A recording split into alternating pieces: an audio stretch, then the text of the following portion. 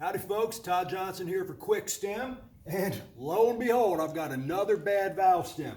That's going to make the third valve stem on this one piece of machinery that I've had to replace with the QuikStem. In the old days, this would have been hours at best for each tire, frustration, dead in the water. Now I'm going to show you the whole fix in real time, and it's just going to take a few seconds.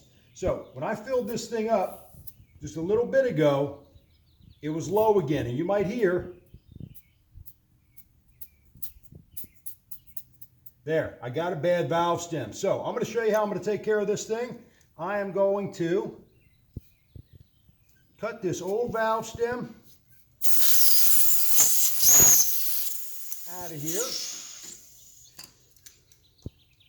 The piece that doesn't want to come out can go live there inside the tire forever. I'm going to take my QS100, which is a 453 super short stem, and I'm going to put it in a 1/2 inch socket. I believe 11 millimeters fits the same way. I'm going to put it in my tire all the way. Make sure my socket is set correctly.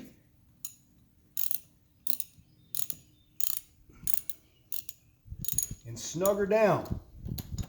And what's happening inside of that tire is as I snug this down, that nut is drawing the stem out. There's a metal flange on the bottom of the stem. As that stem is coming outward, the rubber inside is being compressed upwardly and outwardly. It's going to double in diameter and it's going to double in thickness. It's going to be half again the size of the hole it just went through.